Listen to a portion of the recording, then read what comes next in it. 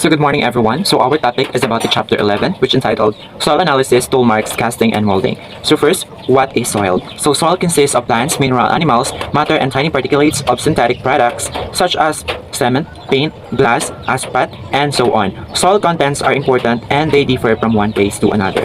And soil can play an important role in criminal investigation. Why? Because, for an example, soil on a suspect shoe or splattered inside a car fender can provide forensic scientists with sufficient information about the suspect and crime victims. Specifically, soil recovered from clothes, shoes, and automobiles can be analyzed in order to determine if a suspect was or was not in a particular location. Soil sample analysis is executed by carefully comparing the particle size and shape, color, mineralogical composition, and biological components of soil sample obtained from a suspect to those from a known location.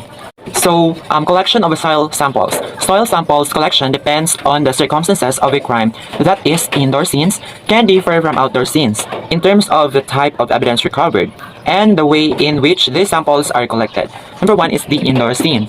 Footprints in soil or in dust, samples made by footwear should be photographed to scale prior to recovery. The particle samples are often collected using the vacuum method. Here, the samples are vacuumed with portable vacuum cleaner equipped with a special attachment which has metal screen with filter paper. So the area is vacuumed and the filter is removed and labeled with the name of the technician who operated the vacuum as well as the date, location, and time of collection. Reference: so the samples from the surrounding example points of entry and exits and alibi locations are normally taken. So in outdoor scenes, sampling methods are adjusted when the crime scene is outdoors. So in case it involves the recovery of remains, soil samples are taken at regular intervals up to 100 yards from the grave site or point of recovery. A grid search may also be set up and sample can be taken from each square of the grid and then labeled. Most modern tech tests just required about a tablespoon of soil sample. So soil sample from vehicles. So vehicles involved in accidents could leave lumps on soil from under the wheels, and fenders. This should be collected and wrapped in protective material to minimize bumping during transport. At the lab, a soil analysis can read the layers and know where this vehicle has been. The analysis can read these layers and know where this vehicle has been. The analysis may also be able to match the layers in a lump of soil to a specific vehicle.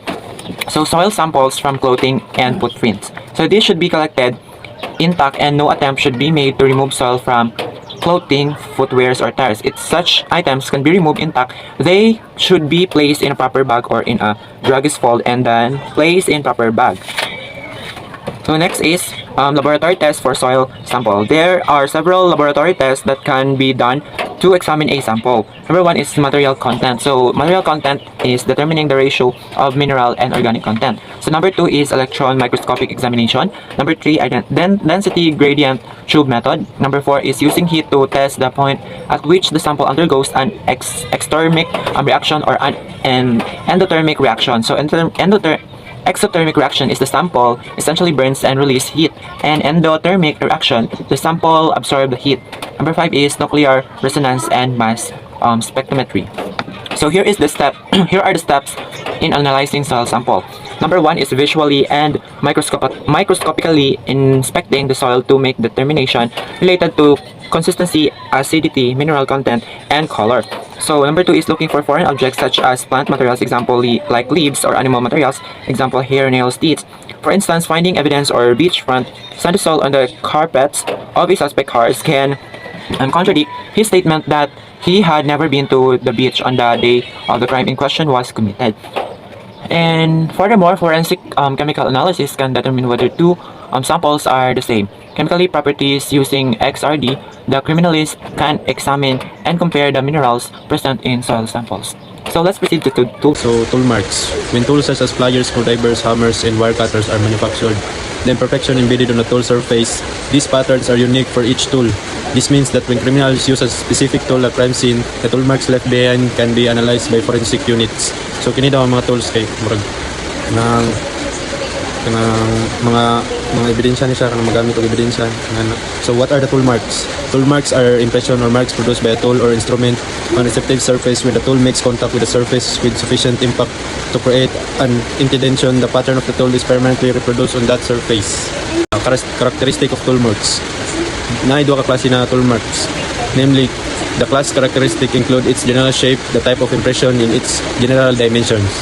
Class characteristics allow the examiner to identify what type of tool created the impression, the identification of the exact tool that created the impression. Tools, if only class characteristics are available on a tool mark, it will not be possible to distinguish which tool made the impression.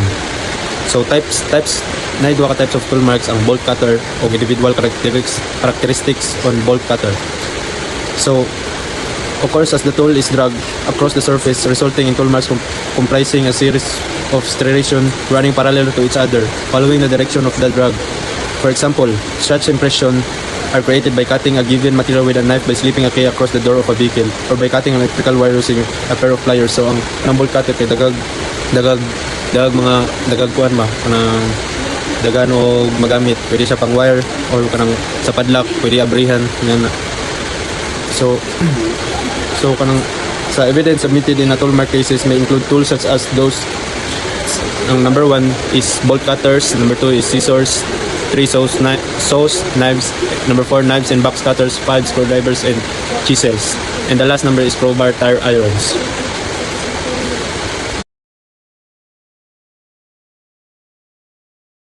So, casting and molding. Casting and molding refers to the method of extractions and impressions using a cast-like plaster of Paris inside a mold to recover the pattern for laboratory analysis. Then, when an item like a shoe or a tire comes into a contact with a soft surface, it leaves a pattern indicating an impressions. The collections and analysis of impression evidence found at a scene of a crime can be crucial in an investigation.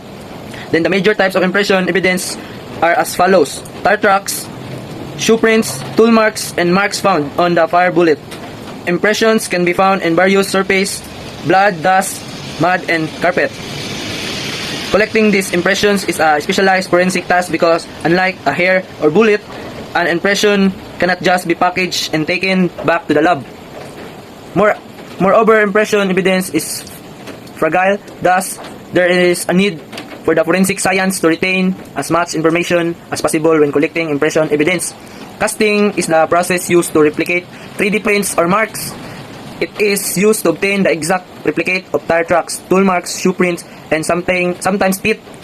Casting is important in forensic science because it allows a crime scene investigator to collect an identical copy of a mark or print from a scene, which can then be compared to a tool, shoe, or tire, thus establishing conclusive link between a suspect and a crime scene.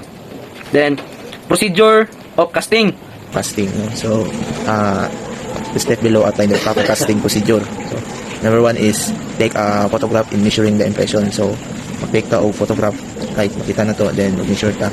So, number 2, remove loose objects, debris embedded in the surface of impression should be retained. So, kung natin makita ng mga objects dyan, like debris embedded, so, kailangan na ito kwaon. So, for documentary ka na or evidences. So, preserve the impression. Next, preserve the impression by spraying it with fixative agent or airspray to make the surface refill the liquid to be poured into. So, kapag ginatawag na hairspray daw, so ginasprayhan daw ang fixative agent. So, like, mark sa dalan, yan na, then gina-sprayan para maklaro, then pagkuha, malakras siya, dahil yun, place a retaining wall on the impression. So, number 5, mix the plaster of Paris with water with 7-point ratio. So, i-mix daw ang plaster of Paris in 7.1 ratio. So, number 6, kay pour the plaster of Paris mixture into an impression. Number 7, place the reinforcement material. Then number 8, pour the remaining mixture until it's 1 inch thick. So, pagkaabot siya until sa mixture, and then na siya 1 inch thick. So, number 9, allow the cast to harden for about 2 to 30 minutes. No? So, need siya harden for the 2 to 30 minutes. Pabuto na to para ready na siya. Then, pwede na ito So, proceed na dali sa tire track. So, ang gingon dali tire track refers to the impression left by area. So, kumaga, mabilin sa mga area, no? So, mostly yun, sa mga, like, lapok or balas-balas. Yan na, makita din siya. malubong dyan siya, no? All left by the tire surface into which a vehicle drove. Not all tires, so, no? Diligid tanan. So, like sa kalsada, siminto, posible kayo, pero, may risk sa basa. Pero, that leaves in, not all tires is surface will leave tire track. So, if the surface is soft, mas soft na kayo, is the tire leaves imprint under the weight of the vehicle. So, mag-leave siya o mag-pattern sa ligid na tire. So, makita mo nyo na sa video dali. So, na yung mga video, picture na nabilin ang mga tires din nalakral dito sa mga kwanjo. Meanwhile, if the surface is hard, the tire must be still leave at least if dirt dust was present. Similar to shoe print or fingerprint, tire track are important in forensic investigation, no? Anong overtime siya daw kay it's because the allow to identify the vehicle in the left then. So, may depend na to ang mga vehicle na mobilin, no? So, for example, naikikondra dapat then identify na to ang ligid kung saan yung gamit, then sakyan ba siya, motor ba siya, no? Then next is tire impression. So tire are made of a semi-hard rubber. So semi-hard rubber na siya murag ganyan character by la class individual character. Individual characteristics include accidental cuts of hole and regular wear and tear, while class character include size and general pattern. Such a characteristic may be reproduced in the track left by the tire. So it's depending on the surface to circumstances under which the track have been created. So it's mag-depends doon na sa tire and sa track, no? When they examine a crime scene containing tire track, so forensic science can play a great role in establishing and identify of a vehicle present and scenes in watching that with a vehicle of a suspect. Now, various methods are used to the left through track from surface, and this includes making a cast with dental stone or taking a photograph of the track, which is scale device. If it's possible, the original item is containing the impression should be taken to the laboratory. Meanwhile, dental stone or dye stone is much better sensitive for making a cast of the track, as it will help to create a 3D impression. So, like, for example, mapicture na to ang mga tire impression nga na use ko diri is device daw, so we could photograph, no, or taking a photograph of the track with the scale device. So kung mapicture na to, pwede na siya mahimo on the help of 3D impression. So mag-create, kung magkanan na tanan, then mag-create siya og 3D na kung sa giunsa niya, yan na, diba, like for example makita na Stevie yan na kung unsa niya pag-impress, yan na. So mao na to akong na-discuss, no, about sa procedure of casting, then sa ano po ma'am, sa tire track and tire impression. So I hope you understand all, and that's my report. Thank you. Types of examination. There are two kinds of tire track examination. 1. Comparative examination. This is conducted to determine whether a known shoe or tire made the impression. And 2. Investigative examination. These are conducted on impression to provide information regarding manufacture or design description that can provide investigative lead. The characteristic of impression. Evidence that could facilitate a comparative examination consists of 3 elements, namely 1. Wear pattern. As the shoe or tire is worn or used on a vehicle, the pattern are will wear down with the erosion of the trend or shoe material. This wear pattern follow a normal progression. However, other factors such as the walking pattern or gait of an individual wearing the shoes or the front and misalignment of the tires on a vehicle could have an effect on the overall wear pattern. The wear pattern alone will not provide the basis for positive identification. 2. Design characteristic. This covers the basic pattern of the shoe, sole, or tire tread design. This pattern are patented, although illegal copies can be reproduced specific to a manufacturer shoes or tire have this basis pattern design. Number 3. Accidental characteristic. During the normal use of the shoe or tire, some damage, cut and nicks are left on the tread surface. These characteristics are known as accidental or occur randomly on all tire and shoe design. In forensic examination, the match of accidental characteristic may allow for the positive identification of particular shoe or tire having made a particular impression. Summary. In this chapter, we have learned the soil consists of land, mineral, animal, matter, and tiny particulate of synthetic product, glass, paint, asphalt, cement, and so on.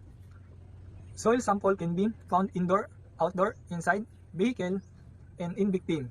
Clothing, we have also learned the different laboratory tests for soil sample analysis, such as do mineral content analysis, electron microscopic examination, density gradient tube method, and nuclear resonance and mass spectrometry. Meanwhile, we have also learned that tool have individual and class characteristic, while are impression or mark produced by a tool or instrument. on a receptive surface. The pattern of the tool is permanently reproduced onto a surface when the tool comes into contact with the surface with sufficient impact to create an identification. Casting and molding extract an impression due in the use of a cast inside a mold to recover pattern for laboratory analysis. Casting is the process used to replicate 3D print or mark, and is widely used to obtain the exact replicate of tire track, tool mark, shoe print, and so on. The type of examination for shoe print and tire impression include the comparative and investigation examination. Finally, we learn about the three elements of impression evidence, which allow for comparative examination, namely design characteristic, wear pattern, and accidental characteristic.